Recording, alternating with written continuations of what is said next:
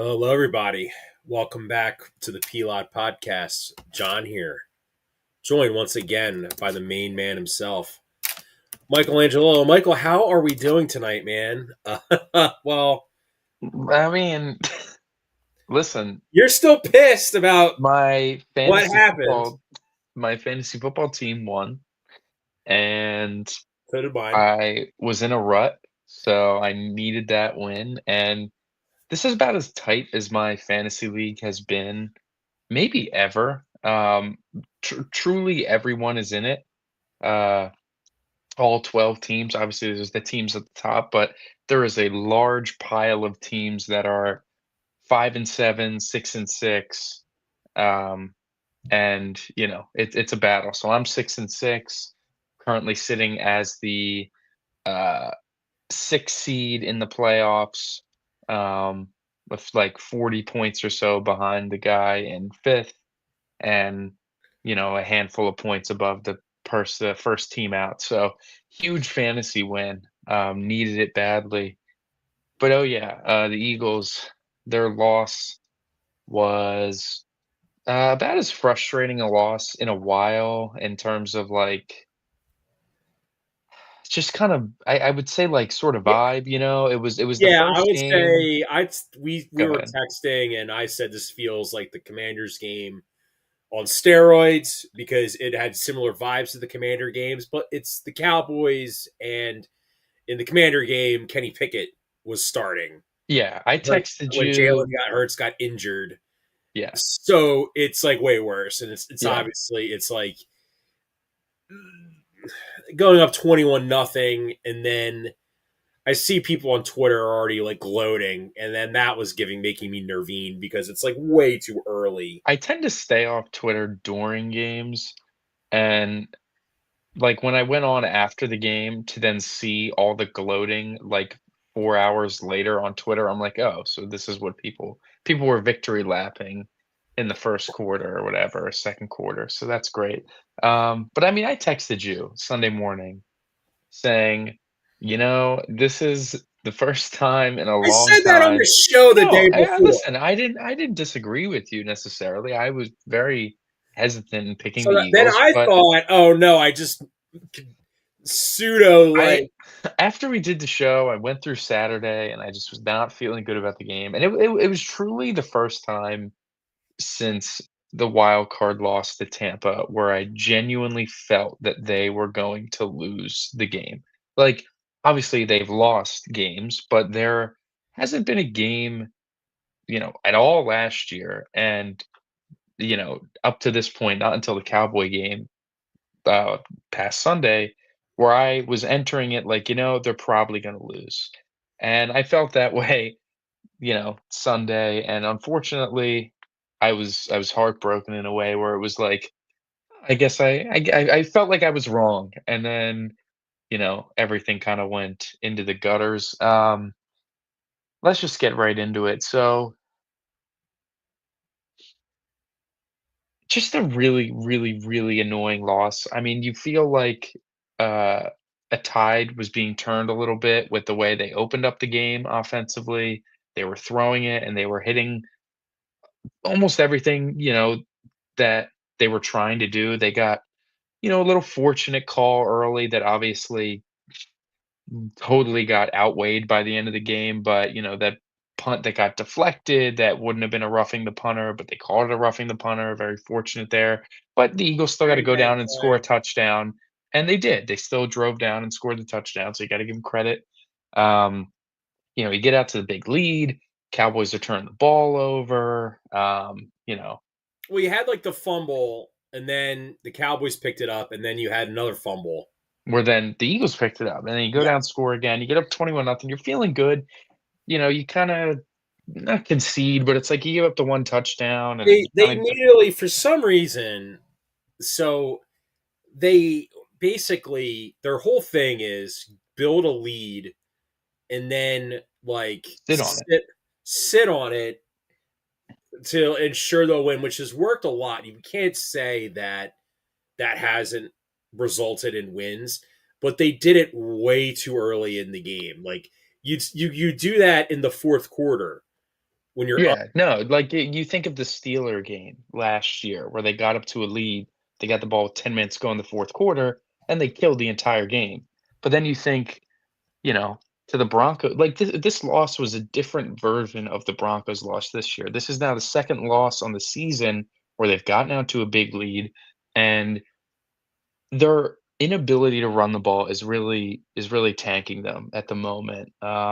We criticize Patullo and Nick, and I think rightfully so. I think that point's been very much exhausted, where there's no huge reason to beat the dead horse at this point, where if we really wanna assign blame or at least highlight a large reason as to the offensive struggles, it is greatly the regression and I guess health or lack thereof of the offensive line. It's just not a good unit at the moment. It has their moments in the pass game, but there's very few running plays that are well blocked, and they do get beat pretty badly in the pass protection from time and time again. It feels like at some of the worst times, where the plays are drawn to be open, and they are open, but Jordan Mailata is getting bench pressed into Jalen Hurts' lap, or Fred Johnson's getting driven back into Jalen Hurts' lap, or Cam Jurgens gets beat immediately across his face. And he by the time Hurts turns around in the play action, there's a defender right there.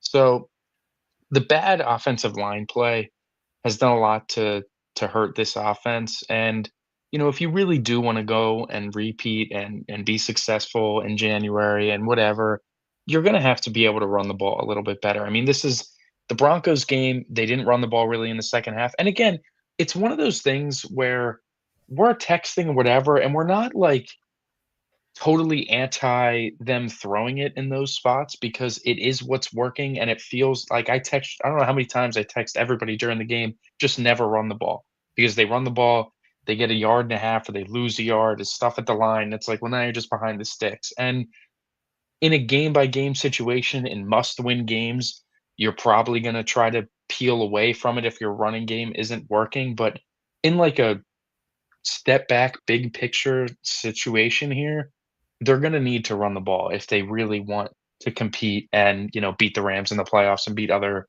NFC contenders and win a Super Bowl. They're gonna need to be able to run the ball because this offense, this passing game, I should say, while it can be successful, both the scheme and not like Jalen slander, but I'll say like the quarterback. There's very few teams in the NFL that are good enough to be pass only. Like the Rams can afford to really go through stretches where they're like pass only and still kind of dominate.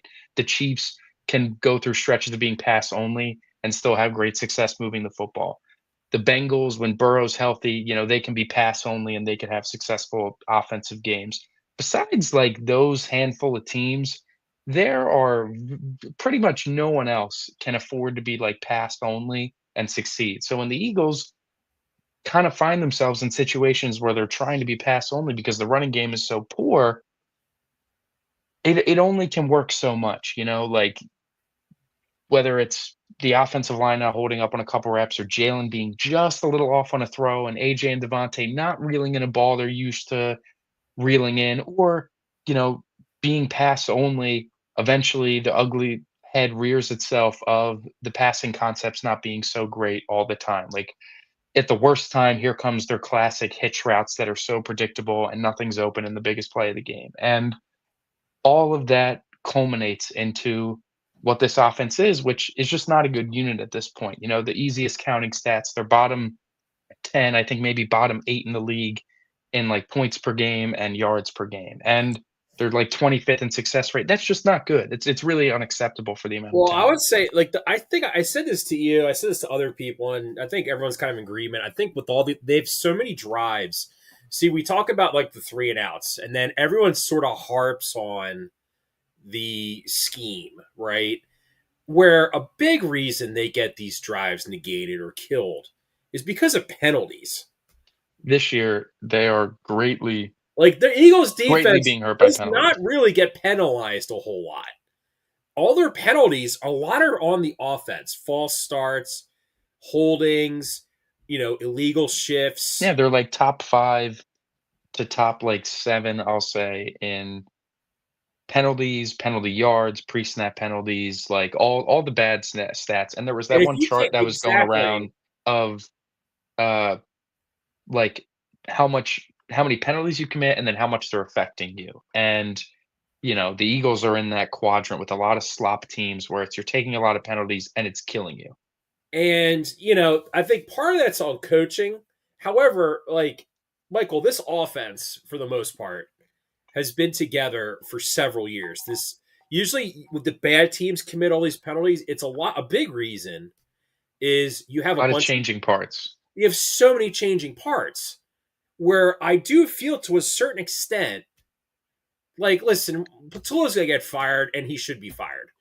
But it's, at the same time, too, like when you're going and get a new offensive coordinator, the new offensive coordinator is probably going to be like, is going to maybe mention this.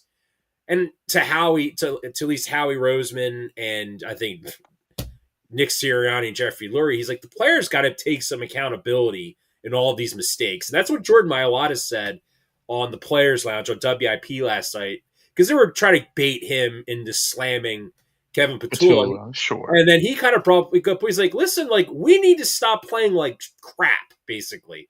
He's like, And he's he's like, right. he's like, we can blame the coaches all we want, but like at the same time, like we need to take accountability for ourselves. Like that was like you said, like AJ Brown had maybe like his second best game of the year, like the best game besides the Viking game. The It was probably his best complete game, I'd say, the Best Cowboy game. complete Like, the game. Ram game, he had the great second half. The Viking game, he still only had 4 catches.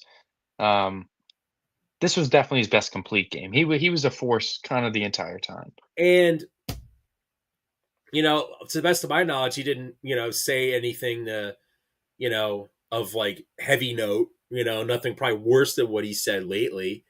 Like to No, me, like this loss was very much on player execution. We can harp on the coaching and, like, that's, like, a bigger umbrella issue, but if you wanna, like, zero in on why they lost the Cowboys game, it was player execution on both sides of the ball too. Like we'll get into the defense a little bit, but the offensive execution after, like, they called a good enough game to win the game. I think at least there were enough. There were some plays that Jalen missed. There were a few plays that the receiver should have reeled in. There were some well, plays that wait, were killed well, by bad blocking.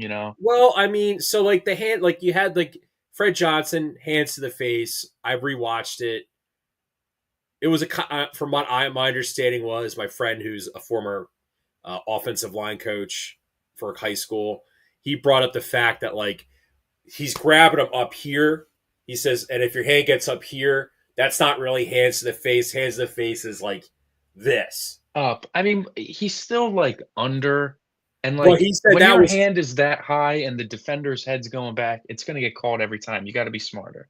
and I think like, and then I think some of the most, I would say the egregious penalties, apparently the one they called him Matt Pryor, probably from what I've read, people thought that was ticky tacky. I think the big thing was that there was a lot of uncalled penalties on the Cowboys, and the Eagles got dinged for 14 penalties. And Sure, I think this it feels was like, and ultimately outweighed. it feels like for like a very long time. And I think we should know this. Like when the Eagles go to the Dallas, and especially if Dak is playing, it feels like when the Eagles are in first place and they're going into Dallas this time of the year, the officiating is going to be slanted towards Dallas. It just is. Sure, but I It just mean, is. And like, not that I'm using it as an excuse, but the Eagles should have known going into that game. Look, we need to go in with the mentality that we're down by 7 from the rip, and we need to be aggressive, and we need to, we need to basically smoke them. If we get to a point where we're up 21-0, like we need to keep pouring on points because we know because the Eagles have been penalized for like over 200 yards in both yeah, of I these mean, they combined, and they're were for like yeah. what, like 25, like what, 22, 23 penalties cumulatively. I mean, it's really a lot of it's sloppy, I'll be honest. Like, there were some ticky tacks, some ones that didn't go in their favor, but I felt that most of the penalties they did commit were, like, enough. There were some very like, the offensive pass interference on Devontae Smith was pretty bad. The one on DeJean was pretty bad. Like, there were some bad ones that they should not have called, but, like, the pre-snap ones and, like, the lining up wrong, like, those are just inexcusable ones. Like, you Right, can't I because know if you everyone don't goes a commit false those start, but you inexcusable can't. ones, then you can't. Then you're like, wow, the Eagles didn't really commit any pre-snap penalties, and these post-snap penalties are really ticky tacky. Right, and it's like if they cleaned up the pre-snap penalties, you probably win the I game. mean, I It's mean, it's you had just one. it's I mean, you frustrating. had one play for like, and then I'll say this too. We didn't mention the turnovers. I know you want to talk about the defense. Let's talk about the defense. Well, we can talk about the turnovers. Let's talk about the turnovers because Saquon, we felt he isn't having, his best. We know he's not having a good statistical year. It's one of his worst years, if not the worst year of his career statistically. And we talked about it. We're thinking he's kind of in his like his Giants mode, his little Giants PTSD, where the offensive line was so bad for him that when Saquon looked cooked with the Giants, it was looking like this, where he's trying to do too much on every single play because there more often than not, he does have to do a lot just to get something. He has to usually make a guy miss in the backfield in order to get somewhat of a positive run. And that when you're in that mode all the time, it just kinda comes out at all times. So he catches the check down and the ball security isn't the top priority, and he gets it punched out from behind. Brutal fumble there. The 2nd and 10 on the last drive of the game that he catches the dump off, there's a lot of green grass in front of him to just kinda run upfield, put your head down, fall forward. You're gonna get a first down in your sleep, but he's trying to make a cut and make a guy miss, and he slips and falls. He feels like he's slipped and fallen a lot this year, and it's frustrating because he's not having, the splash plays to make up for it, and I think I think needs to simplify a little bit when he gets into his open space. When he's in open space, especially, like, past the line of scrimmage, I think you just gotta take what's given to you. I don't hate, his ability obviously, I don't, like, his ability to make someone miss in the backfield and turn a 3-yard loss into a 6-yard gain is very impressive. He's done that probably, like, 15 times this year, but when it comes down to something that is more easy for him, he just needs to kinda take that easy thing and stop trying to turn everything into a home run, and I think he's in that mode a little bit, and I think, there was a culminating bunch of things that cost you the game, but in that moment, that led you to a 3rd down, Jalen takes a really bad sack, and, like, the game's over, basically. Um, you know, those that turnover and that slip, very, uncharacteristic for what we saw from him last year, and it's just things that he needs to, I think, simplify. Like, he even said in his post-game interview, he's like, "I gotta look at the film, I gotta see if I'm getting outside my frame and, trying to do too much," and, like, I think he's gonna be aware of it. He just popped up on the injury report with a groin injury. I wonder if that's just kinda giving him some rest a little bit. I don't know, we'll see.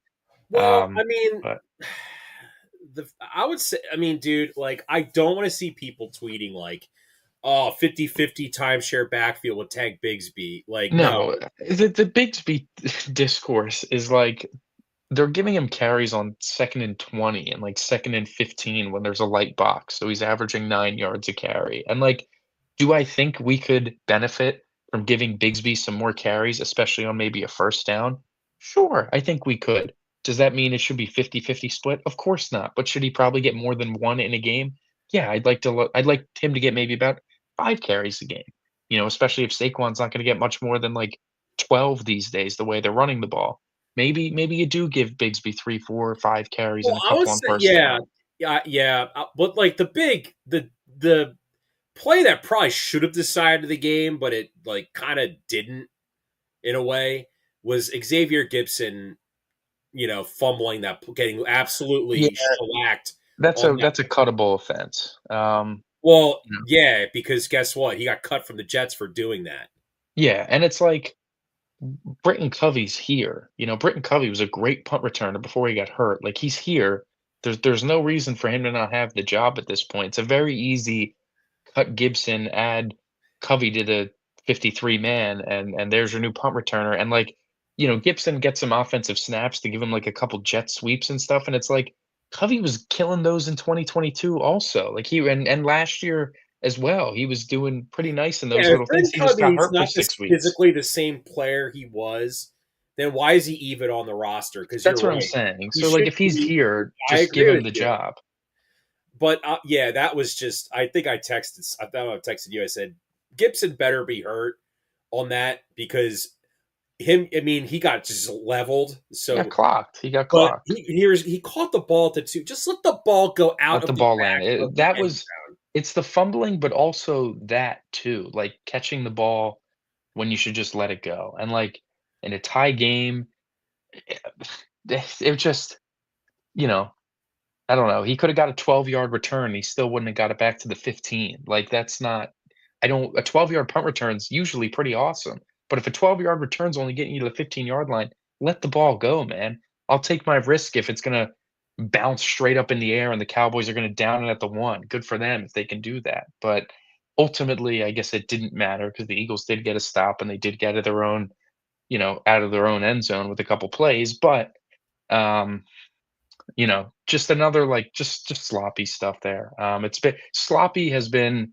the very big theme for like the offense, and when the Eagles have the ball in their hands, like sloppy has just been kind of the way it's gone. But let's get into the defense a little bit. Outside of the Giants game, probably definitely their worst game of the year. Um, they gave up a lot of yard. It was very much like 2018 Eagles defense of you give up a lot of yards, but you're not giving up a ton of points. You're holding it down in the red zone. You're getting turnovers in key spots, and it's what they did. Dak throws you an interception in the end zone. You get a goal Well, line I mean, stand it on fourth down. really helps your quarterback when where in your offensive line is allowed to tackle Jalen Carter every play. Sure, sure. I get it. I get it. But I mean, they were getting cooked. Like, and I a mean, lot of it all was I'm because of saying the is, injuries. Michael, is when you have these like Twitter accounts based in like wherever, like because now you can see where accounts are like rate the refs are like saying, "Wow, the Cowboys are just getting away with murder," and all they do is crap on the Eagles every week. No, That's yeah, pretty bad. And like, listen, man, if you're not gonna get flagged for holding, you just keep holding until the ref flags you. Then you adjust. I don't blame sure. I don't Yeah, blame the I Cowboys for doing it, but that's kind of like the whole like Cowboys home cooking. Like that's just what Jerry Jones. Ooh, you know. But I'll say this though, the thing I thought that concerned me was that, dude, if Reed Blankenship gets hurt and gets replaced by Sidney Brown, that yeah, I mean, like, Adoree Jackson was like, he's just a really tough matchup for a guy like George Pickens. George Pickens is having a fantastic season. He's got the second most receiving yards in the league. We knew how talented he was in Pittsburgh, but clearly was being underutilized, to the point where when Dallas acquired him, I thought, well, they just kind of got a nice vertical threat for them. I mean, he is a pretty complete receiver. I didn't realize how complete I guess he really was because of the Steelers' incompetency in their own right, where Dallas's offense tends to cook a little more in the air. And clearly, Pickens is being utilized in a very dynamic way. He's got the most completions for a first down in the NFL. He had 5 completions for first downs against the Eagles on Sunday. So he's been Dak's like go-to most reliable receiver all season long. And he was cooking Adoree Jackson. Then Adoree Jackson goes down, and they clearly have very little trust in Ringo and Jacorian Bennett to the point where Cooper DeJean had to go outside. And my biggest fears were realized of I'd never want to see him outside. I know Pickens and Lamb are great receivers, but you know Cooper DeJean's value comes from his yeah, strength. I really don't want to you know, experiment with No, yeah. So in that DeJean spot.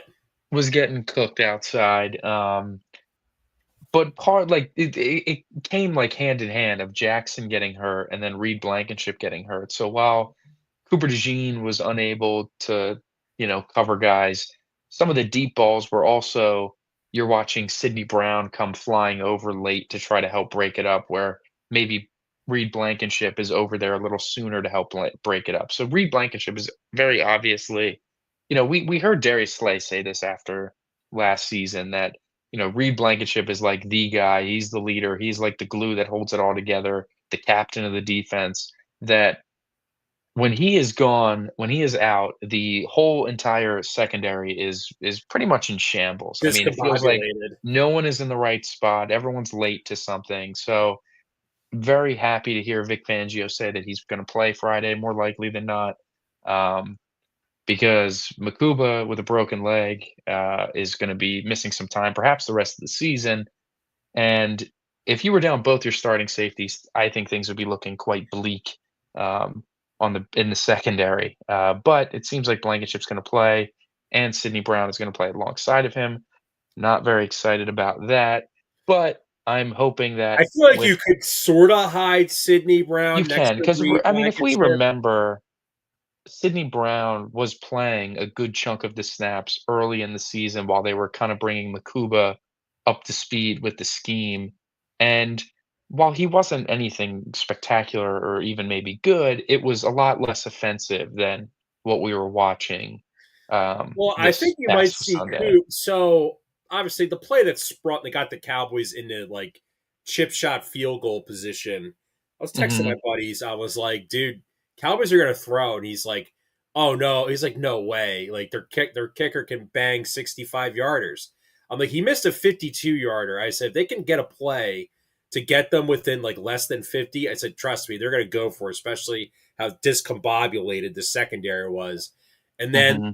the other acquisition the Eagles made that no one talks about because we haven't seen him a whole lot, Michael Carter, Hmm. runs into Quinion, miscommunication, springs Pickens loose. Yeah. Yeah. I mean, that He's I going to play didn't more because love. he That plays. that that's remarkable because he was coming over in motion and Quinyon was about 10 yards off the ball. I don't know how you pick your guy 10 yards off the ball. That feels ridiculous, especially um, Quinyon Mitchell or Michael Carter being a veteran. But I don't love the play call, I guess, defensively there. You send the blitz, which I think is was a good idea. You're trying to get a sack or get the ball out of Dak's hands quickly and not beat you over the top. But like shouldn't you wanna play press coverage there and not give, like, a free slant? Like, even if he doesn't pick him, he's still getting, like, 8 yards. He's still getting a free completion. It wasn't gonna be Well, broken that's up. that's the I just didn't totally agree with the defensive ideology there, especially well. to kill on Well, let's Nick talk about again, is you calling the bring up timeout there. turnovers and you bring up turnover luck, right?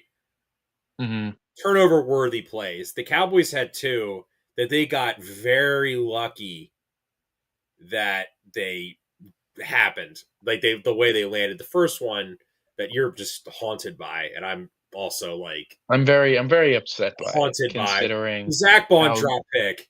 yeah, I really think that was, like I think if he catches that, the game kinda gets put away. You're in position to, at a minimum, get a field I mean, goal. if he houses it, I agree with you. The game is over. That's Like, like he the catches it, you're down, you're at least kicking a field goal, and you're going up 24-7, and you're just feeling a lot better about yourself, and, like, the very next play is the, missed CD Lamb OPI, CeeDee Lamb, big Fugazi play penalty. completion. If anything, it should have been no call, be call regardless, it's just like Well, it should have been OPI, all that goes away if he just makes the interception. That doesn't even right? occur. Yeah, because that And it was literally, an easy one. you know That's what why that it's so is too. annoying. When it feels like whenever a guy drops a pick, is it's like in It's dropping a baseball, foul ball pop up it is, and then and hold on. fucking something horrible. And it's like it was such an easy one too for Bond.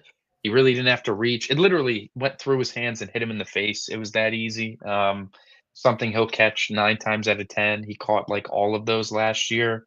Um, very, very frustrating that he doesn't haul that one in. Like that's ultimately that's a play that turns the entire, stops all the haunt of the comeback from Dallas, but then it gets fueled with the next play bomb. If It's just and then frustrating. near the end you had the Cooper DeJean punches the ball out. Was it Oh, and it on goes out of bounds. Yeah, Ferguson? yeah. Then it goes out of Ferguson, bounds, and it just Ferguson trying to corral it back, like, tipped it to himself, and then it, like, tipped it out of bounds. It's just frustrating. It was and it felt like in the Commander game in the NFC title game, the Eagles at least got two of those right. inbounds. It's just the things, like, everything was Luck, going great, it's and luck, then it's pure luck. while the snowball was falling down, it just was like nothing was going your way.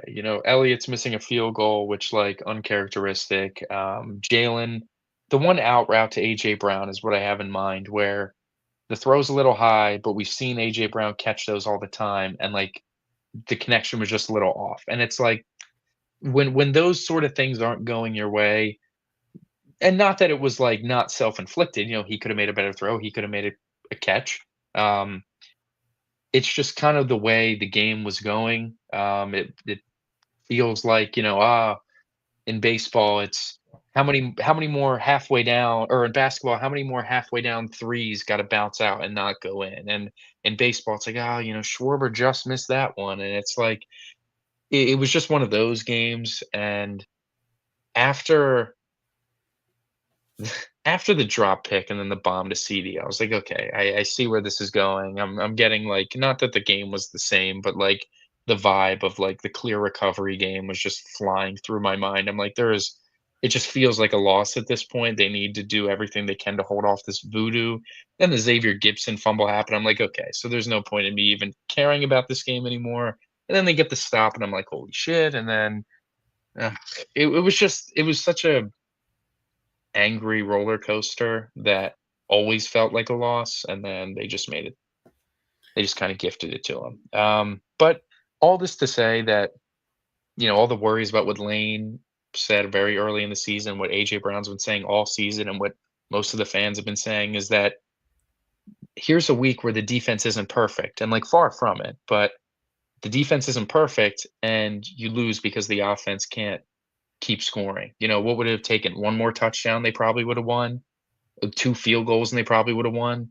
That sort of thing. And they couldn't get anything. They score what, 21 points in the first 18 minutes, and then they don't score anything in the remaining 42 minutes. That's horrendous. That is not I mean, good. dude, it's not good when Nick Foles, Yeah. who like never says a bad word about anyone, literally goes on like his podcast or whatever. He's like, I'm sure Kevin's a great. He's like, I'm sure Kevin's a great guy. I'm not gonna say something bad about Kevin.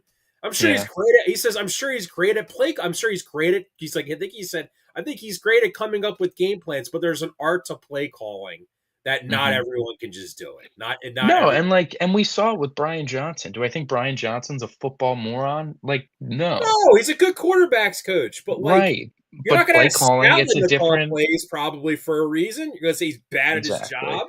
I mean, look at Doug, man. Like, Frank Reich being the OC, we found out Frank Reich called a lot more plays than maybe Doug initially did at the time. Like, it's You just know one what's of so those things, crazy though about Frank Reich? Because that's kind of the issue here in a way. So Sirianni coached under Frank Reich. When Frank Reich was with the Chargers, when Philip Rivers was their quarterback, a lot of their fans complained about the Frank Reich offense, how conservative it was. Because you had Philip Rivers is like fourth or fifth all time in passing yards, Michael. Right, Like, dude could sling the rock. He wasn't a bum. right. Well, Sirianni's offense is basically kind of in the Reich mold, right? We saw what happened to Reich when he went to the Colts. Kind I of mean, the when he went same. to the Panthers, I mean, And the Jesus. Panthers went off completely off the rails. So, I mean, I would hope after this season, regardless if they win a Super Bowl or not, because if they win a Super Bowl somehow, it's going to be the strength of the defense and the offense doing just enough for them to win, like a la the 2015 Broncos, the 2000 Ravens, you know, teams that had strong Maybe it's like the 2013 Seahawks, where, like, the offense. can be a little more like normal. It doesn't have to be Yeah, but that's who inept. can run the ball. This team Well, can't. no, and and ultimately that's the biggest thing. I think I was talking about this with Nick, friend of the show, that if you want he was saying, he was agreeing that like you kind of have to force the issue on figuring out how to run the ball over this next, you know, month, these next 6 games. And if you can't figure it out by the time January rolls around, you're gonna really it's just gonna be hard. It's gonna be hard to win 3 or 4 games in a row of not being able to run the football and just hoping your defense is perfect every week. And that's just gonna be hard against a team like the Rams or against a team like the Lions again, and that's gonna be difficult. Um, so if it even if it may cost you a game or so throughout these next 6 games, it may be worth it if you can figure out how to run the ball. Like maybe in a game where you are throwing it well and you keep trying to establish a run, it's not working, but maybe you're getting answers by the end of the game.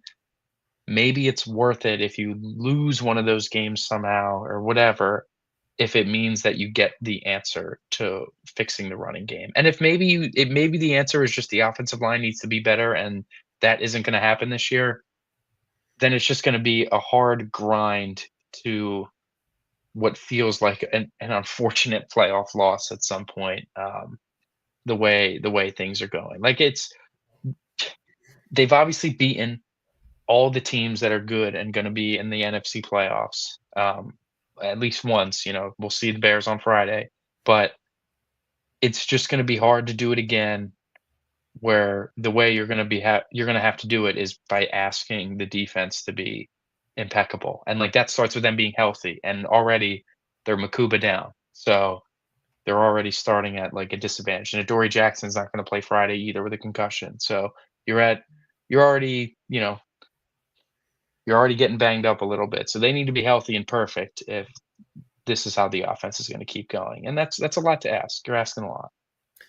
Right. I will say this though, like I kind of said this about the offense because obviously their three and outs are like the worst in the league.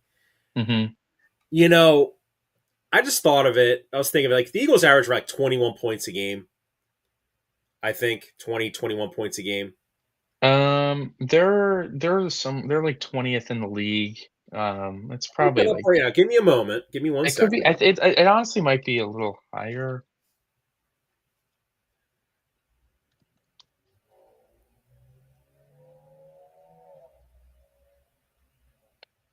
The Eagles Um, average 23.2 points per game. They are 17th in the NFL. They are smack dab average. it's not good. Right. Now, if they were to with these drives, they go three and out or just get killed on penalties where they have to go punt at like the 50 or the 45-yard line, Michael, right? Let me Mhm. find the Lions offense because they know they average a ton of points. They're second in They're the Lions second in are the league. at 29.6. I mean, if I was an Eagles coach or if I was in the offense, we're like, okay, what do we need to do to improve? If if we can kick two more field goals a game, turn these two, like turn two of these like nine drives where we get 0 points on into field goals, we would be second in the NFL in points per game. Warts and all, right? And what's it all about, Michael? Scoring points. Like we could talk about DVOA, we could bring all these analytics into it, whatever. At some point, the analytics will balance themselves out. It's like, okay, guys, if we just stop committing stupid penalties, we could probably get an extra field goal or two a game. And now, like, we're good. Think about how much of a fine line that is, Michael. We're literally sending we're doom texting each other during these damn games. It's almost like in baseball with the Phillies, where it's like, dude, if we just get the sack fly, just get the sack fly, get the damn run.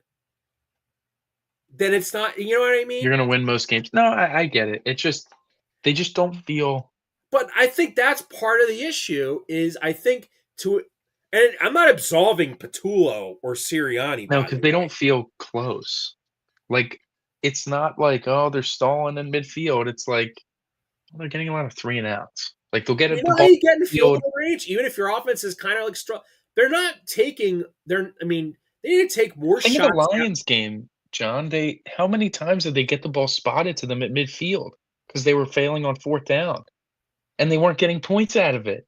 We're driving we're going crazy up there. Like, what the hell's going on? All you have, like, to it really is. It's Because they like can't get 1 first down. just figure like I think it is to an extent fixable. This isn't like the defense of 2023 where you just didn't have talent and like not for nothing, Sean Desai and Pencil Boy were way in over their heads. It's not as it doesn't need to be as dire is what I'm saying. They're such an anomaly, dude. They're 27th in the NFL in 3rd down conversion rate, but then they're 1st in red zone conversion rate by, like, miles, and granted, they don't get in the red zone all that much. Like, the Eagles have 27 times have reached the red zone, and they've scored 21 touchdowns. It's a nice percentage, but when you look at the Colts have made into the red zone 48 times. The Rams 47 times, Packers 44 times, Lions 43 times, 49ers 43 times, Seahawks 39 times, Cowboys 44 times, Chiefs 47, Jags 42, the Arizona Cardinals 45 times. The Cardinals stink, John. The Giants 42 times. And we're at 27? Jesus Christ, man, my God, we're they just and a lot of it is because they can't run the ball, and I don't know Yeah, how that's gonna change at the when, moment. when Shane Steichen and Nick Sirianni originally came here in 2021, they didn't come here to run the ball. Like when they were hired, when Nick was hired by Howie and Jeffrey, the Eagles don't hire coaches to run the ball. Like let's be honest. Like No, but what did it turn be clear into? here. It took them 9 weeks, and then it was like, "Well, if we want this offense to be any good, why don't we run the ball a lot? Because we also have a quarterback that can run well." And then they became a running team for since then. Well, because Really, you had they Saquon Barkley was A Yeah, but I healthy, mean, B DeAndre your Swift O rushed for line was healthy. 1,300 yards. Like, they were a running team in 2023, they just couldn't pass the ball and convert a 3rd down against the blitz. They ran the ball a lot in 2022. Miles Sanders ran for over 1,000 yards. Jalen ran for, like, 800. Saquon, obviously, for 2,000 last year. They're trying to keep that running identity up, but, I mean, they don't have the facilities for it up front. And I don't know how that's gonna change this season. I think Howie's gonna, like, overcorrect in the draft, and he might draft, like, 5 offensive linemen next year or something. Obviously, the lane replacement is getting more imminent, in terms of a Well, need the thing as is, each week goes on. they will have cap space this offseason. To spend even more on the offense, for Christ's sake. God. Yeah. I I mean, don't they have the know. least expensive defense in the league. They've only paid Zach Bond. Everyone else is a rookie Well, deal or a vet here's the minimum. thing, Jalen Hurts' contract is Yeah, now that's going to gotta get be. kicked down the can pretty soon. Well, I don't. Come on, man. Like I'm we just got. saying they gotta add on more years and void years and lower that cap hit. Listen, I trust it. They always tend to figure it out. But, you know, it's just frustrating because they have a real nice opportunity here to bank home some more big ones, and they are frustrating. That is for sure. Let's pivot away from the Eagles for now, and talk about some of the other highlighted games from this past week. We're going to talk about the teams that are playing on Thanksgiving Thursday and then Black Friday, and talk about their games this past week before we preview those a little bit. So let's head over. Man, the rain is really coming down outside. Let's head over to there was a couple games that were a little irrelevant feeling, and the first one I'd say were the Patriots and the Bengals. Um, this was a Pick the game where Bengals. yeah, Cover this was they covered by what, a half a point point. is what it was. Hey, Um, yeah, listen, that counts. That counts. This was like the Patriots offense came out pretty brutal to start the game, and then after that stretch of ugliness, it really settled in, and they kind of just took over the game from that point forward. And despite getting running like 8 snaps in a row inside the 3-yard line and not being able to score a touchdown, they were able to still find a way to win. So yeah, got to give them credit there. That they were well, able to hold them off. I mean, they their had a schedules. very, very big injury happen to them. Yeah, yeah. Will Campbell going down, not good. The Patriots, unfortunately, just feel like not that they're like, oh, they're a pretender, but it's like they're just not really ready yet fully to compete in postseason football. They're very much taking advantage of their favorable schedule, This and does feel like when OKC first got good. yeah, it's just like they got guys that are going to be here for a while and be good, but they're getting banged up, and Well, of all the teams that have a rookie quarterback on a rookie deal, they are the team that is maybe the best equipped to really take advantage of that and hammer that window. yeah, and I if listen, they have an inside track at the 1 seed at the moment, and they might just get it and get that bye week, which would be huge. But it's just they're gonna welcome in some very scary AFC wild card team or AFC division, whatever. Probably some scary quarterback is gonna be coming into Foxborough, and it just feels like they lose in a tough divisional matchup, and it's like, well, they'll be back. And like I do think they actually will be back. It doesn't feel like a 1-year wonder sort of thing. This does feel like the beginning of a new era in New England. As far as the Bengals go, Jamar Chase didn't play because of the spit gate. Joe Burrow will be back on Thanksgiving. Jamar Chase will also be back on Thanksgiving. That'll be a nice matchup, and they'll be playing the Baltimore Ravens, who won a very ugly game against the New York Jets. So I took the Jet. Did I take the Jets? You did take the Jets, and they also covered by a half a point. It was 13 and a half, and they won by I 13. just know these books are just Yeah, sickos, man. They're sickos. so truly remarkable. I mean, the Jets are the Jets. They're not very good, but the Ravens, they're not looking all that great, but they're just kind of winning the games against these Yeah, but bad like, yeah, teams because they're they're playing. like riding a 5 game win streak, man. Dude, I mean, dude, they're first place in the AFC North. They've overtaken the Steelers. That happened very quickly. What did that happen in the minimum amount of weeks it could have happened since Lamar returned? I that is mean, correct.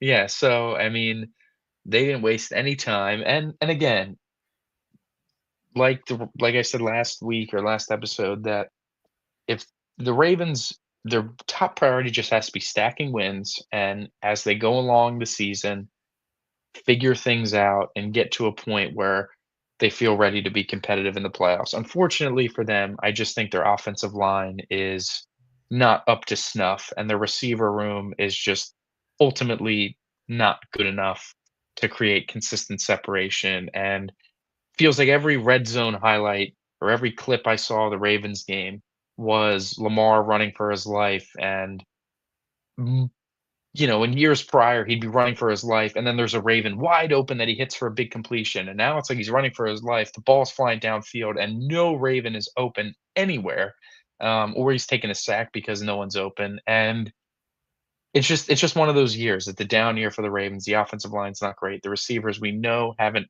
ever really been great. They show flashes here and there. They got Zay Flowers is a nice player, but he's far from like a true dominant number one wideout. You know, the one, I guess, all-encompassing NFL point is that, like, the Rams signed Devontae Adams, and that has been nothing but beautiful fireworks and song and dance for the Rams. Well, he's definitely a better number two receiver for the I mean, Rams than Devontae Cooper Adams is Kupp is. great. Like he's cooking everywhere. The release is still great. He's a wonderful red zone threat.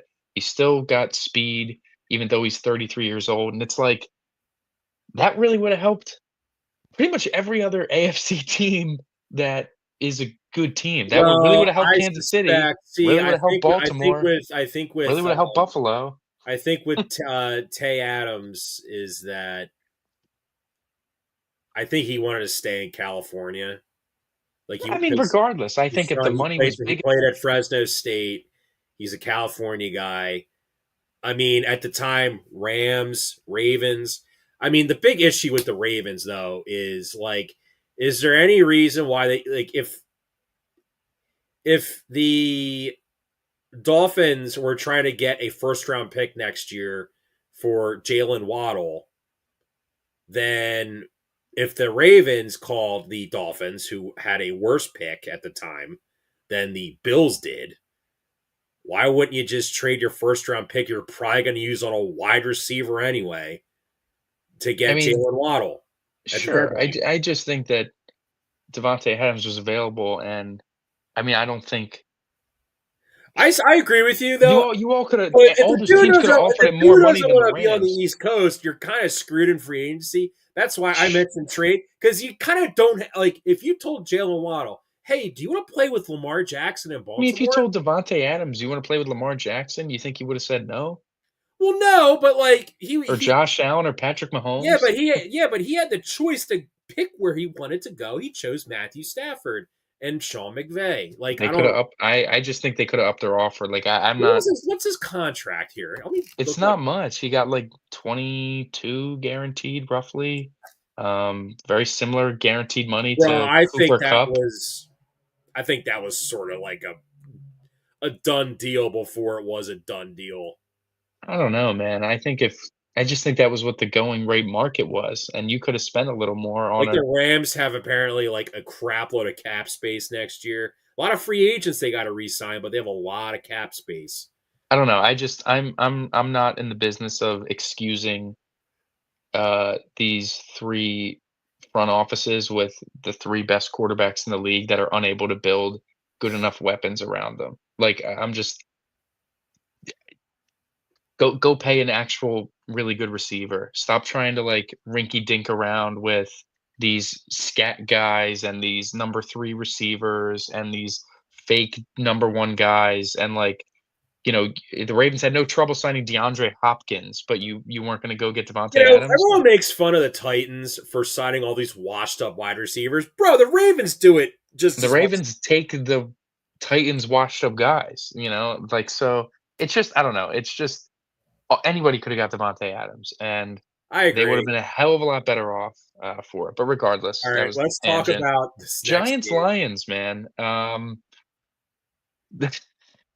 Jameis playing, a very classic Jameis game. Some ridiculous plays, two trick play touchdowns the Giants scored. One of which a little flea flicker that he makes a man miss and then launches a ball like 60 yards down the field to a wide open Wandale Robinson, and then the other he catches a little pseudo Philly special, a contested catch, mind you. Like he had to go The big guy. get back to the ball and then make a man miss and then run it in for like really ridiculous.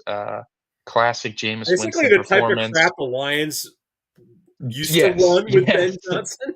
yeah, and also Jameis had some pretty horrible turnovers that cost them too. So classic Jameis there. More about the Lions, though, is that I mean, Jahmyr Gibbs is obviously a freak. We all know this. He's incredible. Um, He had the most fantasy points out of any player so far this year in a game. I could believe that. It felt like their defense was kind of walking around like their shit don't stink after, you know, dominating the Eagles, even though they lost. And I kind of think the just thought they win could. greatly helped their defense out I well, mean, as well as our defense was sure, aided I by the guess. win. I think that it was just they kind of felt they could throw their helmets onto the field against the Giants and shut them Oh, down with a shocker! look Team ahead that's very to arrogant and full of themselves overlooks awful I football mean, teams listen, and and all and, their like, this is staples. and a home game against a bad team sandwiched between 2 or, a very difficult road game, and then the in division Thanksgiving home game, makes sense to overlook it. They're very fortunate to get out of there with a win. Jahmyr Gibbs kinda threw the team on his back. Big win for the Lions. Not super encouraging, I'd say, but, um, definitely something they needed to keep pace with this team that we're gonna talk about now, the Chicago Bears. They'll be playing the Eagles on Black Friday, but they were able to win yet another grimy, close, ugly game. They defeated the Mason Rudolph-led Pittsburgh Steelers by 3 points, 31 to 28. You know, Um, I don't want to get into the next game. Mason Rudolph is better than 9. Like that's I'm sorry. oh, sure. No, He just yeah. is. Well, we're not getting into him yet, but Rudolph, I mean, if Rodgers was playing in this game, maybe his health, we don't know how well he would have played, but like what Aaron Rodgers has been up to this point for the Steelers, that would have been enough to win this game on Sunday. Rudolph, he's limited mentally as well in terms of like checking plays at the line. Obviously, it's something Rodgers is great at, and something that Rudolph and most backup quarterbacks are not great at. Um, but the Bears, they're like Caleb. It's so interesting. Caleb Williams, they'll play a game where it's like the stats don't look super great. There's a lot of plays that you look at that aren't super great. He obviously took his worst sack of the year in the end zone against TJ Watt there. Um, Fumbles. Fumbles, touchdown, all of it was terrible. But he does still make some throws that are like, ooh, like that's really special. Like, ooh, that's really good. And, you know, the only reason he took the awful TJ Watt sack is because he's been so good at evading sacks all year that he had the confidence of, I'm just going to outrun him and get away It was from like this. Jalen taking the safety against the Rams in the playoff game where he was so Yeah, good just at assuming evading you can them. do it, and then you can't. So it'll be a very interesting game and matchup this week with Caleb Williams against this Eagles defense. We know they've struggled with quarterbacks that can move a little bit, like that can scramble and run in the past. So it'll be interesting to keep an eye on that. But the Bears defense continues to show it's just not a good unit, and especially with the injuries to Edmonds and Jalen Johnson, it's just pretty horrible. They rank like 27th, I think, in points or whatever points Yeah, allowed. this is the first year with like the Ben Johnson regime, and It's kind just of not a very talented unit well, defensively. I will say them and the Patriots are very similar, where like now they have like good coaching, so like they're winning games because I think because they have easy schedules too. Like both teams Mhm, have last place schedules. This is, I mean, I'll say this though, like they're going to be a team that's also going to be very active in free agency, mhm. and not for nothing, I trust like the New England's GM over like Ryan Poles. Ryan Poles, I don't think Yeah, for sure. is a very good GM. When TJ Watt like jaw jacked Darnell Wright, like Bears fans are like, "Oh, thank God we got Darnell Wright over that um undisciplined Jalen Carter." Like some Bears fans were some Bears fan like obvious just rage bait, and then Bears fan Mhm. all the Bears fans are like, "You're an absolute idiot." Yeah, Like yeah, yeah. I mean, like, not for he has been good. It's not to say he's been some sort of bum, but, like, defensively, they're just very, like, depleted of talent at this point, and it's like they're 8-3, and fraudulent fraudulent has such, like, a negative connotation where it's like saying a team's fraudulent just feels, like, angry, you know what I just say mean? it, Michael. They're a lot like last year's Commanders team,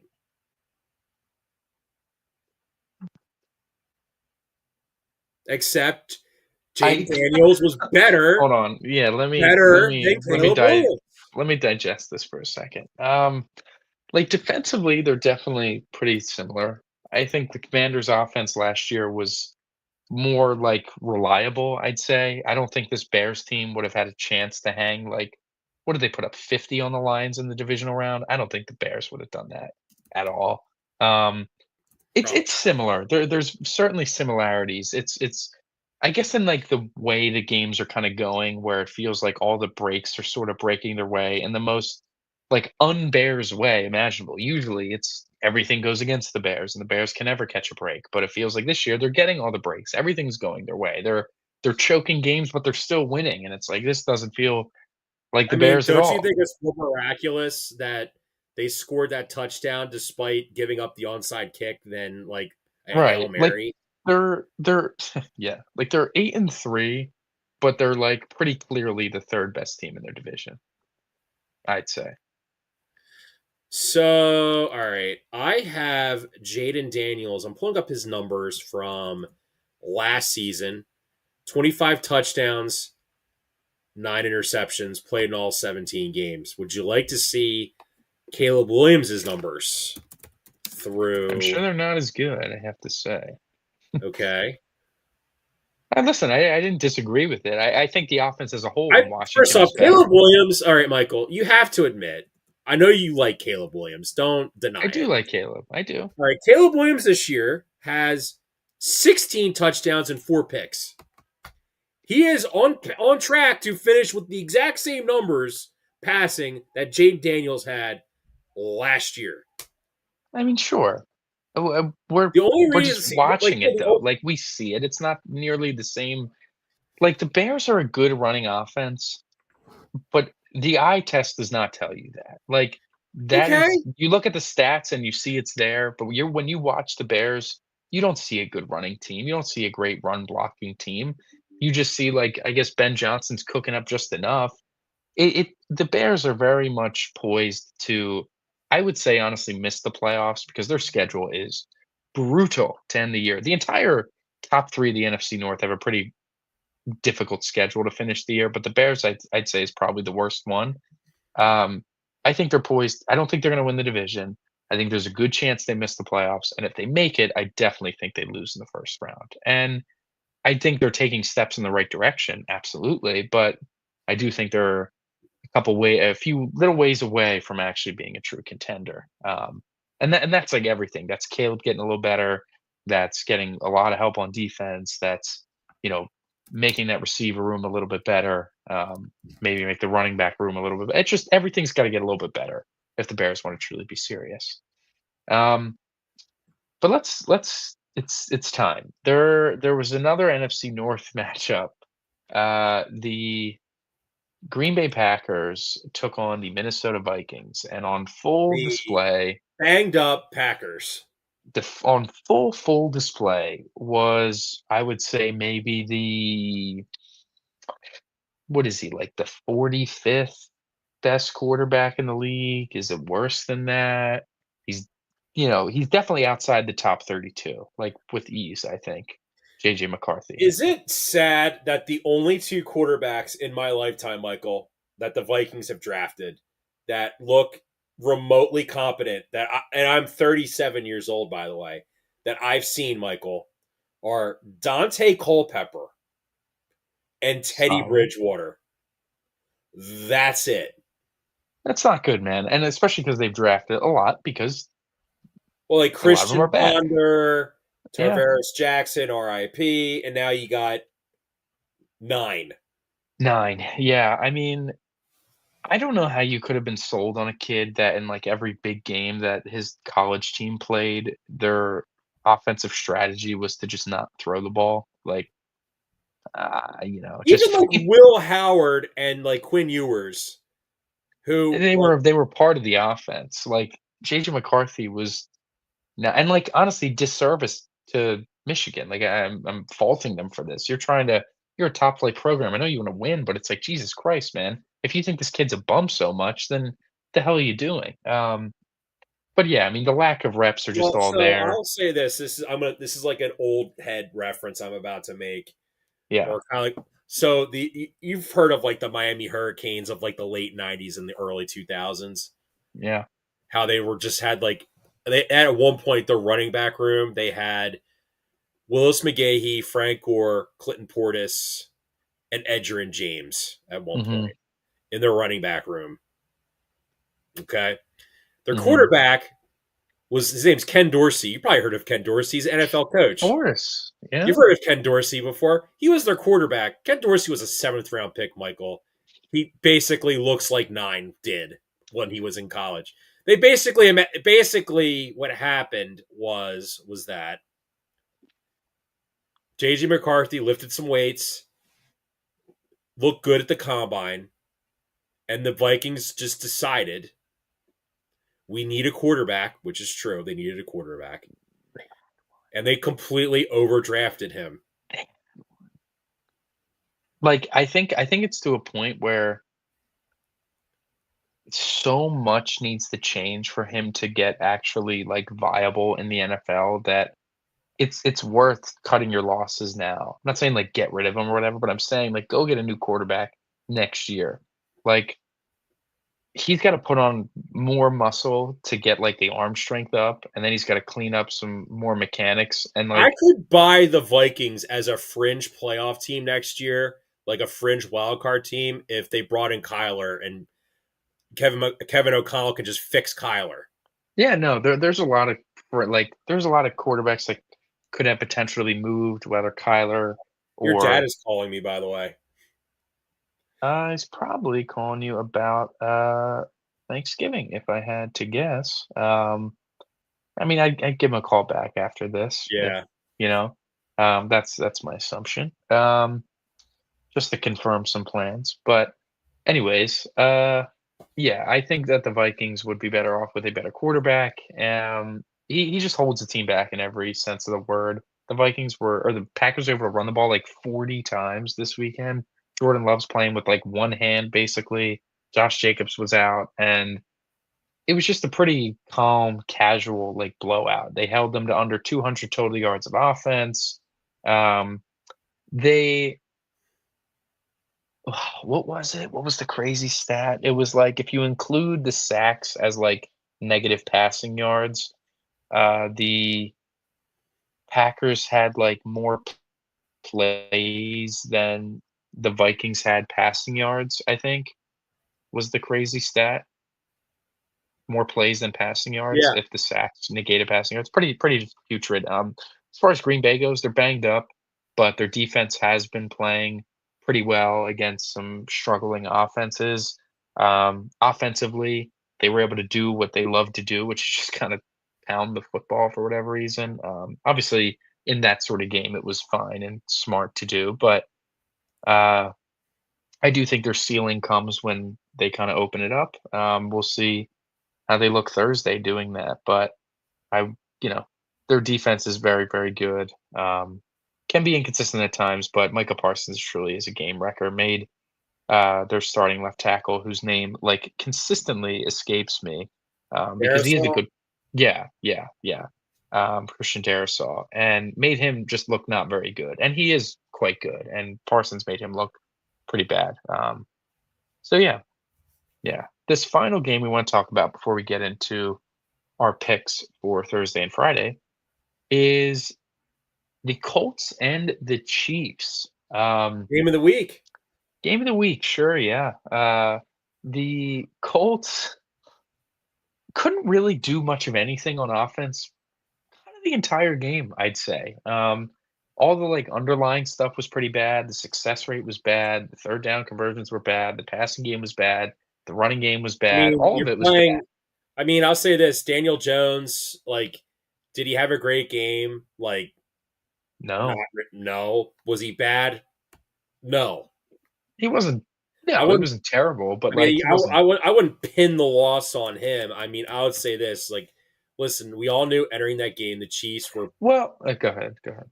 I mean, Jonathan Taylor. I mean, all things considered, kind of like the Steeler game, kind of was a non factor. You know, I think the Colts got in the way of the running game wasn't working early, and they abandoned it. And I think when your probably quarterback is the biggest limited, knock on Steichen as a play caller is when the running game's not there. They literally, you saw the Super Bowl against the Chiefs.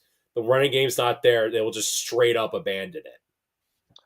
yeah, I mean, they lose the game 23-20 in overtime, and the final let me pull this up because this was pretty egregious. The final handful of drives for the Colts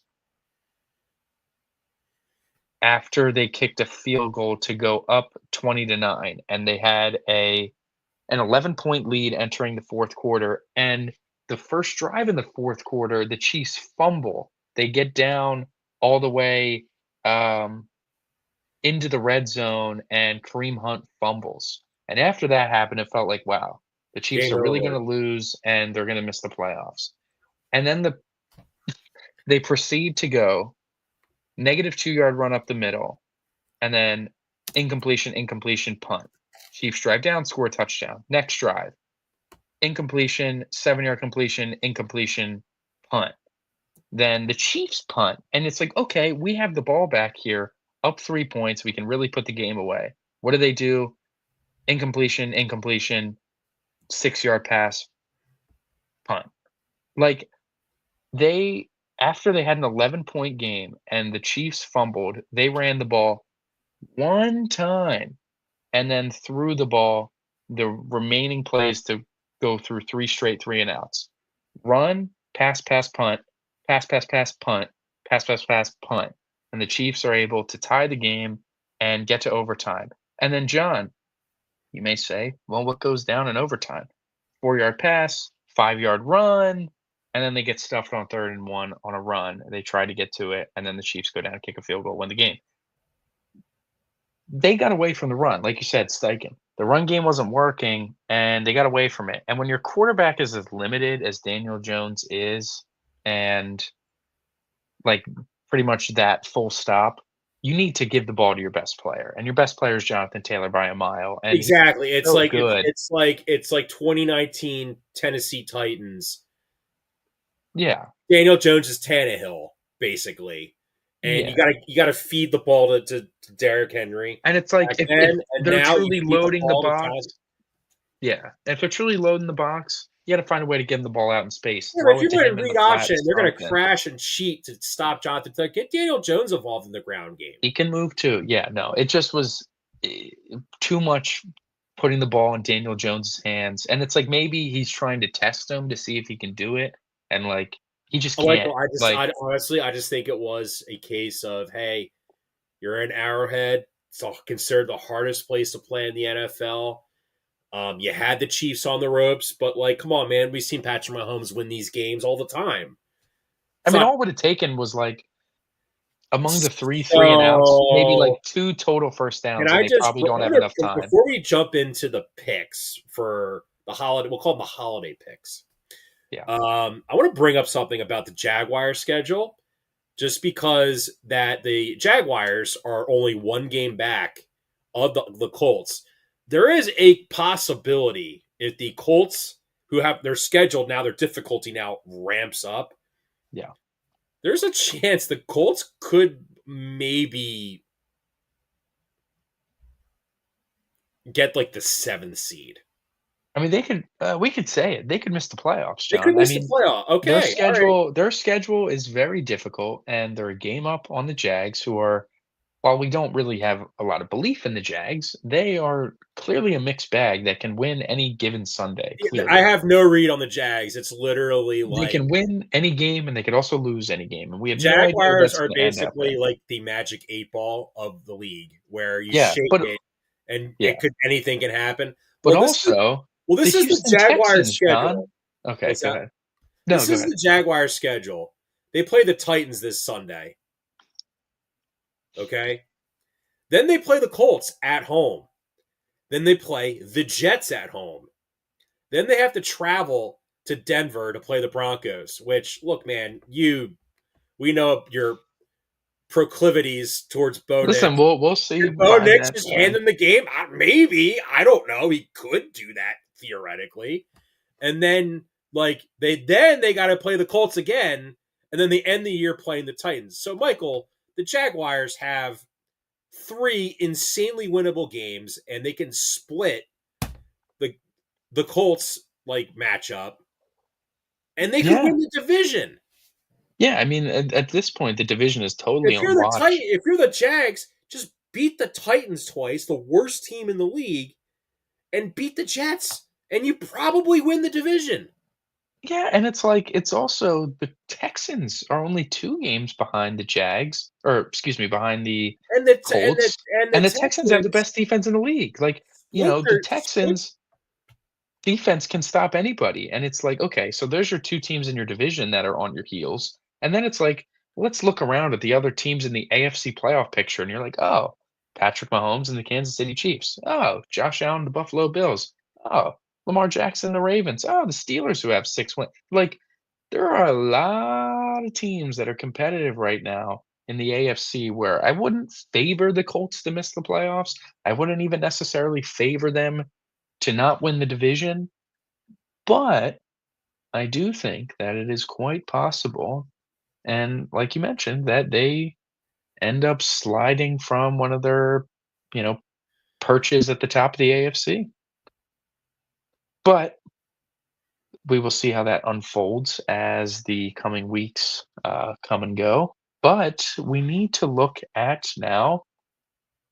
We have 4 games to pick. We have 3 games, classic Thanksgiving tradition. Um, the Packers at Lions at noon, the Chiefs at Cowboys at 4:30, and then the Bengals at Ravens at 8:20, and then Black Friday we have the Bears at the Eagles at 3 o'clock. So let us start off in Detroit at noon, Thanksgiving Day, in division matchup, Packers at Lions. First time these 2 teams matched up was way back in week 1, and it was pretty much belt to ass for the Packers to the Yeah, we Lions. thought the Micah Packers were Parsons. going to be like what the Rams are, I suppose. Yeah, yeah, best. We thought they were gonna run the league. We thought Micah Parsons was gonna sleepwalk to a decoy, all this sort of stuff. And obviously they're still good, but not what we thought they were gonna be. And the Lions, we kind of thought they were gonna flounder and maybe suck, and like they're not that either. They're both somewhere in the middle. So this is a humongous game where both these teams are trailing the Bears in the division, but both feel better than the Bears. This is a huge game for just we don't have to set the table. Like the Lions are um, six. The Lions are 7-4. The Packers are 7-3-1. Like, oh, we're talking about these huge seeding implications. Are the Packers going to sweep the Lions this year? Are the Lions going to keep pushing for that division? Is the tie going to be ultimately the pro I tiebreaker mean, a for Green lot of Bay? people. I mean, this is what Vegas wants. No one knows what to pick here. Yeah, it's With the it's split, spread. man. It's an even split, pretty much. I think the Lions are 2.5 point favorites at home. I mean, I'm taking Detroit, and I'm going to kind of give you my reasoning why. One, splitting the division, makes sense. Revenge game implications. They obviously overlooked obviously overlooked the Giants like this past week because they're Right. looking at this game, and Packers are just too banged up, man. Yeah, I think I'm there with you, John. I'm thinking of like what's the best unit out of these 2 teams, and I'm wrestling between the Lions offense and the Packers defense, and I would say they're pretty close to similar. The Lions offense probably has a slight edge, and where that edge I think gets amplified is where this game is going to be, where the game is going to be played. Obviously, week 1, but if this game was in Lambeau, I'd be taking Green Bay. Outside in the cold, I think the defense plays bigger there, and Green Bay's got the better defense. However, schedule makers, and obviously this is Thanksgiving tradition, this would never be different anyways. The Lions are at home. The Detroit Lions are at home and on their home turf, indoors. I think that just favors the Lions more than it favors the Packers in that way. And like you said, they're banged up. Josh Jacobs, questionable, probably not going to be getting his full workload. Not that Emmanuel Wilson's been bad by any stretch, but they're just not at their full. They're not at their full strength and their full I thing. just think So that the weakness of the Lions isn't affected by the receivers of Green Bay, just because Green Bay, another team, they just don't really go out to really to get that number one receiver. we said it on the show before. They took Matthew Golden, and then Egbuka was picked 4 spots earlier. Like, just trade up and then draft Yeah. Egbuka. Everyone knew it. Ted Everyone, McMillan was there, right? everyone knew Egbuka was going to be good. Like, literally, everyone knew it, right? Oh no, Ted McMillan was 8th. Sorry, excuse me. Damn, I forgot he went that high. Yeah, Um, dude. Then the I people were calling the Panthers to trade up trying to get him. to get Ted. They said no because we want Ted. You know. Yeah, sorry about that. But yeah, the Packers. I think this game's gonna be close for what it's worth. I do think it's gonna be I close. think it's going to be a close game. I think it's going It's to gonna be your be. classic score. Both teams are in the I could 20s, but I just think see. the Lions pull I away. could see it being tied, and then the Lions just drive down. Game-winning field goal. Yeah, I Mhm. could see it too. I'm with you with Detroit. The next game we have here. This is gargantuan size implications for both of these teams for an intra-conference matchup. It's usually not this big of stakes, but the Dallas Cowboys hosting the Kansas City Chiefs. Both teams pretty much, you know, seasons were on life support this past week, and they both saved their seasons for the moment with victories against two of the top teams in their respective conferences. And listen, the Cowboys, the odds for them to make the playoffs are still a long shot. However, they did a very difficult thing, which was beating the Eagles, and they play the Chiefs here, and they play the Lions next week. Winning 2 of 3 in this three-game stretch would bode very, very well for them to have a favorable they have a favorable schedule to end the season, then potentially to sneak in the playoffs as a, 7 seed or so. They are, what is it, straight 3 points? 3.5 point underdogs at home. The Kansas City Chiefs obviously won to save their season.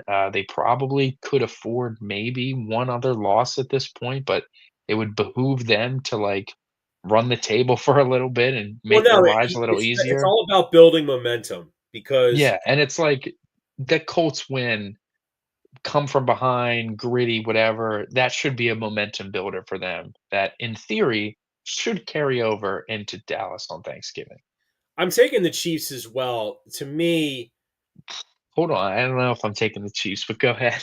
no, this is why I'm taking Kansas City. Like the Cowboys, despite them coming back and winning, even their fans were like, "I'm annoyed that they're acting like we won the Super Bowl." Like we had so much go our way just to win.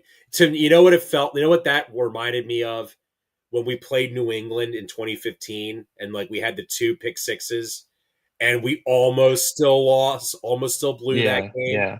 You know, that's kind of what it was. And to me, like, listen, man, the Chiefs win close games all the time. We can't just be like, oh, the Chiefs won a close game. That means they're going to lose the next game. Well, like, I, no, I I'm trying. like, I'm I'm not really. really going on that logic there.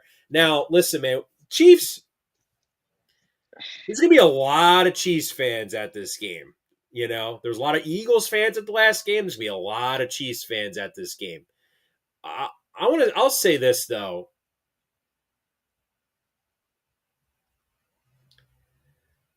Trent McDuffie on following George Pickens.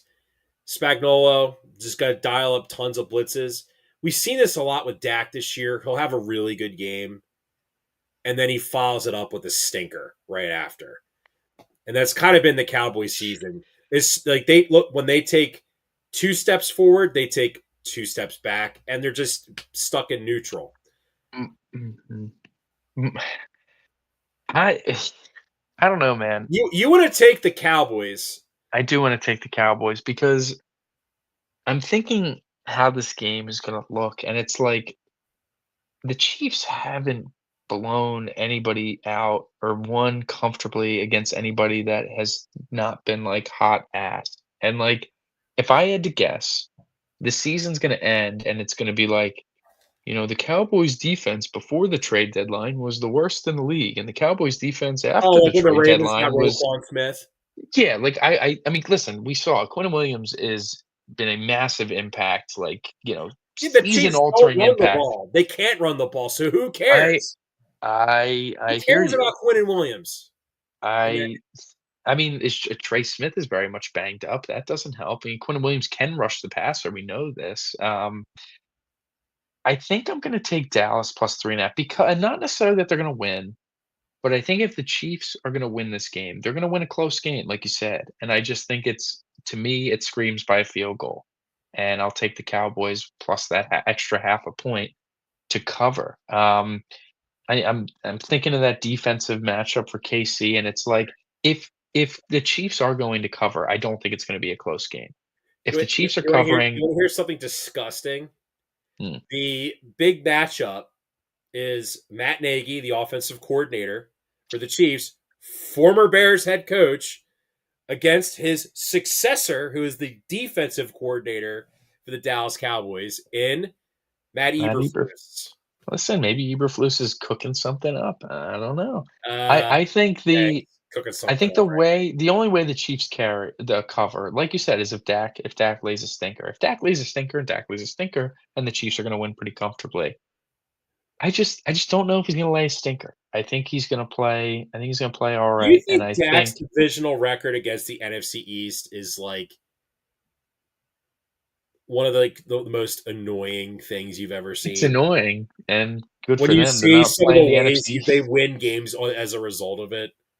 For sure. Yeah, I'm gonna go with Dallas plus 3.5, very tentatively. I'll probably wrestle with this before I actually place some real money wagers on it. But I am gonna take Dallas. I think the Chiefs win this game like a 24-21, like a real they could win this game similarly to how the Eagles lost this past week. Like, they could do what the Cowboys did to us. Like, couldn't you see that too? Dallas and everything's all Cowboysed up, and Romo's loving it. He's so happy, and it's like, oh boy, Dallas might actually be building some momentum here. And then Romo gets even more happy because he can be like, "Oh, Patrick Mahomes throwing on this Superman cape and another come from behind victory." Ah, ah, ah. And the Chiefs come back and they win. And I just think it's by a field goal, not by four. I think that's where we differ. I think if this line was 2.5, I'd be with you on Kansas City. If this line was three, I'd probably even be with you at Kansas City. But that half a point, man, that's holding a lot of weight for me. I'm gonna take Dallas plus the 3.5. Maybe I'm way off base here. Maybe I'm way off base, but I don't know. It's just the vibe I'm sitting with at the moment. Next game, rounding out Thanksgiving evening, the Cincinnati Bengals are in Baltimore to take on the Ravens. Now, we said this earlier, Burrow's back, Chase is Right. back. Ravens are Can I 7-point favorites. may I bring something up to you? Sure. Joe Burrow last year threw a JJ McCarthy number of touchdowns against the Baltimore Ravens in two games. Nine passing touchdowns, Michael. Jamar Chase is back. That's a lot of points. Like, that just, I mean, like, what? They're going to lose by like double digits, and like Burrow's going to just flay them alive. I, Like, I'm that feels a little hard to believe. this is a this is tough because obviously Baltimore's defense has been playing better as of late. Granted, they haven't been playing some These great are just two teams offenses. that just flat out they suck at covering the Right. spread. Right. They haven't been playing good offenses. You might as well just flip a coin. Yeah. Heads But then Ravens, tails you look at the Bengals. Bengals. Yeah, you look at the Bengals side of things, and it's like their defense is atrocious, as we know. But in theory, the offense should kind of be cooking. I don't know. I guess I'm gonna bet on like some Burrow rust coming back from a pretty nasty, foot Well, injury and the surgery. your boy Brock Purdy threw three touchdowns coming back, and then he literally almost blew his team the game I with mean, he threw his, 3 picks. the following week. So maybe it's like the rust happens the second game.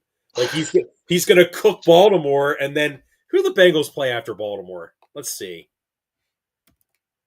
Watch them have to play like the Browns, It could be. I don't know. It might be actually.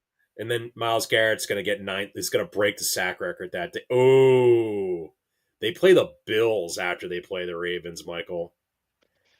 and then they play the Ravens again after they play the Bills. So, dude, Oh, Jesus dude, Christ. they God. and then they finished the year Dolphins, Cardinals, Browns. So, dude, they just gonna get smoked 3 weeks in a row. Yeah. Yeah, It it's feels tough. like the Ravens will cover this game. The Bengals then they'll just lose. The Bills have to win, right?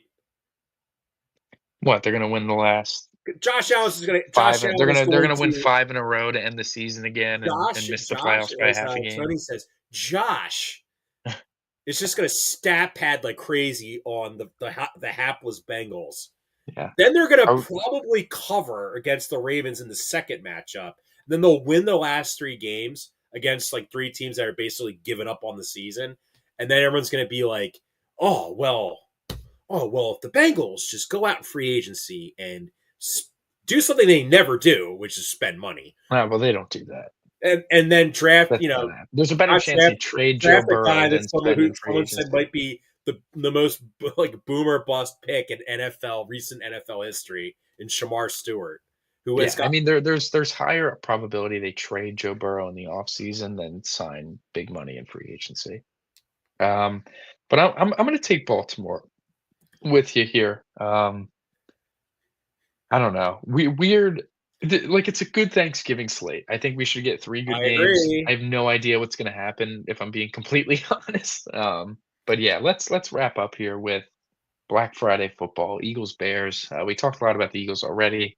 So looking at this game, Reed Blankenship likely playing, as Vic Fangio says, is pretty enormous. Yeah, I would If he agree. wasn't playing, I would be very, very terrified of what this game could end up being. But he does calm a lot of my anxiety. I am intrigued to see what they do with the corner situation. I hope they learned that it should not be DeJean, and they just kind of roll out Ringo and Bennett if you need to, whatever you got to do. Um, and then with Blankenship and Sidney Brown at the safeties, I like you should be fine. You know, I think Caleb Williams' legs pose a serious threat for the Eagles. It's something they tend to struggle with, in the Vic Fangio defense. He's like he's going to be very annoying to sack, as we know. Um, but I think the Cowboys' defense, like I said, it could be misleading. Like I think we're going to get the stats are going to roll in that post trade deadline, the Cowboys' defense was one of the best in the league. You know, Quentin Williams, what a great trade. You know, all that sort of stuff. You know what's kind of Where scares me a little bit, Michael? You know who's just flat out cooled off? Roma Dunze. Like last game against Pittsburgh, 9 targets, 3 catches. yeah, no, I mean they can't, He's you know, banged up, and I think Quinyon Mitchell is going to be covering him, and then it's just going to be old DJ Moore, who really hasn't had the season he would like to have. Like you don't want it to be like he just all of a sudden oh my god, DJ Moore, remember how good he used to be when he was on the Panthers catching right. passes No, from I PJ yeah, Walker? I think we're gonna see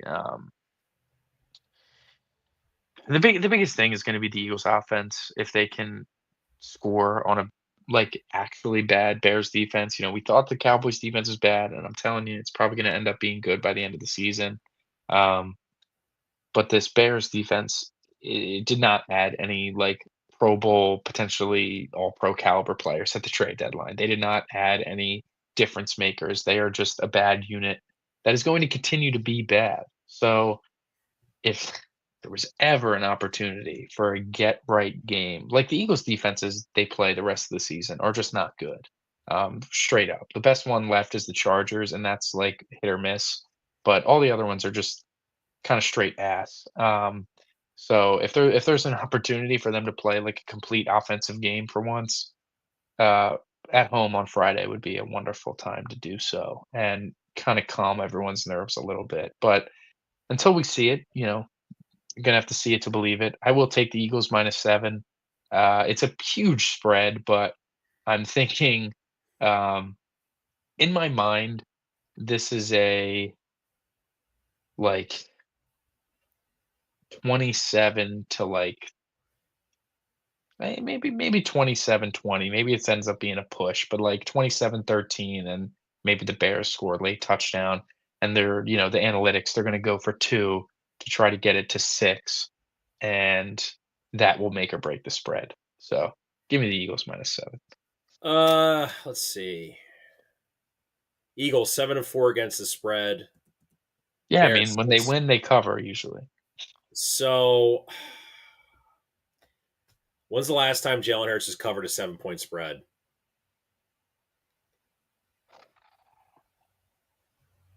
7's a lot. I mean, not I'm this taking year, the right? Bears.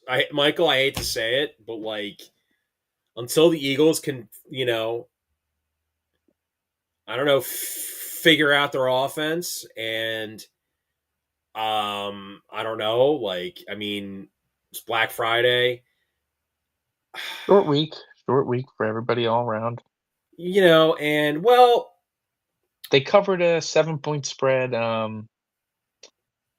against, the Giants. yeah, it was 7 flat. Wow, that's the Remember? Giants, Michael. This is the Bears. The scary, big and scary 8-3 Bears. We said this, like, last week. If I told you the Bears were 8-3 coming into Black Friday, what the hell would we be thinking? And it definitely we weren't thinking this. We weren't thinking the Bears would not be, like, that scary at 8-3. Like, not that we think they're, like, garbage, but we definitely aren't terrified, you know? Any other 8-3 team, I would kinda think they're gonna lose, but I feel pretty confident, that they should be able to win the game, and if it's close, like, I do trust the Eagles in a close game against, like, a pretty inexperienced team, I'd say. Um, Yeah, I mean, I would but say, look, man, like we can't get into this thing after the year in the Super Bowl where we're like the players are like, oh, we just need to get a new OC and that'll just fix everything. Like that attitude, like no, we the players, it would behoove them for this week to come out and, like, really, like, just try their asses off. I know that sound like, "Oh, they're not trying." Like, no, but you gotta make it a point. Like, the offensive line especially needs to make it a point to not, like, quit on plays, to not be lazy, to not, you know, stop blocking after a half a second and, like, hold everything together. They, I think, as a unit, really need to bear down against, again, this is not a good defense, like, at all. Looking at, um yeah, you said this about the Cowboys last week, and well, and they I'm put an telling extra you that down I think they're lineman, and good then all of a now. sudden the Eagles are like they haven't seen it all season. A team putting 5 defensive linemen at the line of Yeah, scrimmage. right. Like, I think that potentially it seems as though that defense is gonna end up being good. Um, and defensively, where why is Football Reference doing this to me? Team offense, passing offense, rushing offense. Why is it all just offense? Hold on. I want to pull up some defense rankings. Thank you. Jesus, that was very annoying. Yards per, I want per game stats.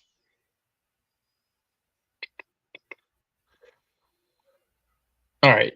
The Chicago Bears are the fifth worst rushing defense by yards per game. They give up 142.6 yards per game.